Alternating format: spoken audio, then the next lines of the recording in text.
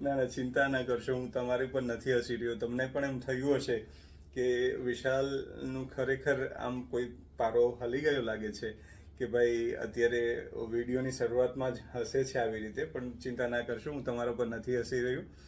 મને મારા એક પેશન્ટની, કે આમ જોવો તો એક પેશન્ટની નહીં, ઘણા બધા પેશન્ટની એવી વાત યાદ આવે છે કે શું ફિઝિયોથેરાપી અમારી જાતે ના થઈ શકે?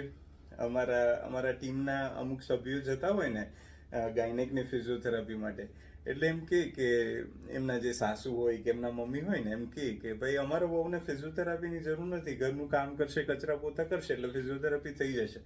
એટલે એ વાત યાદ કરીને હું હસી રહ્યો હતો કે શું ખરેખર એવું થાય? તો હું પણ મારા ઓર્થોપેડિક સર્જનને એમ કહું કે તમારો એક વખત મને સર્જરી બતાવી દો ને, પછી અમે સર્જરી કરવા માંડશું. એટલે કે યુટ્યુબ વિડીયો હું તમારા જોઈ લઈશ અને પછી હું સર્જરી ચાલુ કરી દઉં. શું ખરેખર આવું થાય?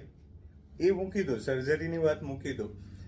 હું તમને એક સિમ્પલ, આપણે કોઈ પણ પ્રોફેશનને નીચો કે એવું નથી ગણતા, પણ માની લો કે તમે એક સલૂનમાં જાઓ છો, સારા સલૂનમાં જાઓ છો, તમારા હેરકટ કર્યા, જે કંઈ તમે માની લો કોઈ પણ હેરકટની જ વાત લઈએ આપણે, અને હેરકટ કર્યા પછી હેરકટનો ચાર્જ રૂટીનલી 500 રૂપીસ માની લો કે લીધો તમારી પાસેથી, તો તમને એમ થશે કે આ 500 રૂપિયા દેવા એના કરતાં હેરકટ તો મેં જોઈ લીધા છે, ચાલો ને હવે નેક્સ્ટ ટાઈમથી હું ઘરે જ હેરકટ કરી લઈશ.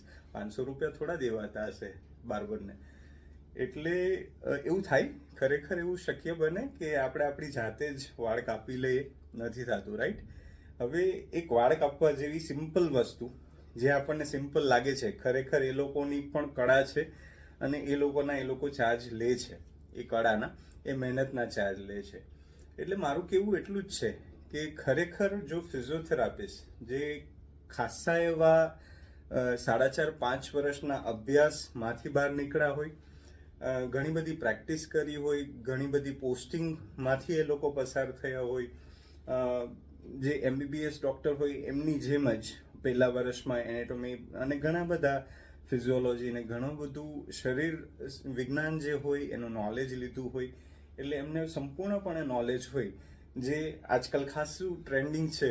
અને એમાંનો એક પાર્ટ છે જે યુટ્યુબ ઉપર બહુ ચાલે છે. હું પણ અત્યારે વિડીયો બનાવું છું, પણ અમે કોઈ એવા ટેકનિકલ વિડીયો નથી બનાવતા કે તમે આ એક્સરસાઇઝ જાતે કરી લો એટલે તમારું ફલાણું ડોકનું દર્દ છે, કમરનું દર્દ છે, ઓછું થઈ જાય અને તમારે ઓર્થોપેડિક સર્જન પાસે કે ફિઝિયોથેરાપિસ્ટ પાસે જવાની જરૂર ના પડે. અમે એવા વિડીયો નથી બનાવતા. પણ ઘણી વખત પેશન્ટ એવું ઈચ્છતા હોય કે ફિઝિયોથેરાપીના વિડીયો જોઈ લે યુટ્યુબમાં કે ઇન્સ્ટામાં રીલ જોઈ લે એટલે આપણે ઘરે કરી લે, એના માટે કોઈ ફિઝિયોથેરાપિસ્ટને કે ઓર્થોપેડિકને કન્સલ્ટ કરવાની જરૂર નથી. પણ એવું નથી.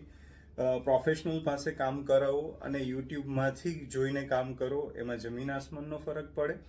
અને જો આપણી 5 લાખની મારુતિ હોય કે 50 લાખની મર્સિડીઝ હોય, જો એમાં આપણે કેરોસીન ન નખાવતા હોય તો આ તો આપણને ઉપરવાળાએ દીધેલી અમૂલ્ય વસ્તુ છે.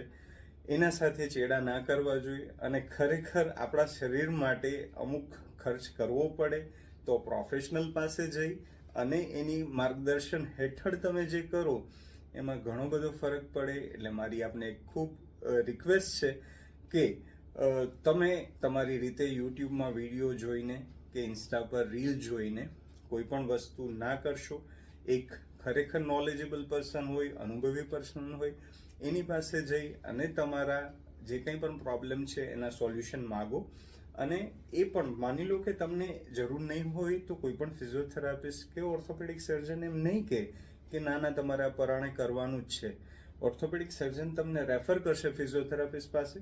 ફિઝિયોથેરાપિસ્ટ તમને જરૂર નહીં હોય તો એમ કહેશે કે ભાઈ તમે આ એક્સરસાઇઝ જાતે ઘરે કરી શકશો તો ઘરે કરો.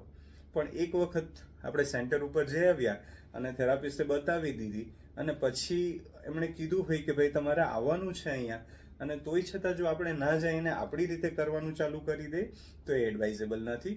એટલે ખાસ એક જ રિક્વેસ્ટ, યુટ્યુબના વિડીયો કે આજુબાજુવાળાએ બતાવેલી એક્સરસાઇઝ કે કોઈ પણ વ્યક્તિએ બતાવેલી એક્સરસાઇઝ, મને કમરનો દુખાવો હતો મેં આ એક્સરસાઇઝ કરી તો મને ફાયદો થઈ ગયો, એવી રીતે ન ફોલો કરશો. એનો પ્રોબ્લેમ આપણો પ્રોબ્લેમ જુદો હોઈ શકે છે. તો કૃપા કરી અને એક પ્રોફેશનલ પાસે જાઓ અને પ્રોફેશનલ એડવાઇસ સીક કરી અને આગળ વધો. Thank you.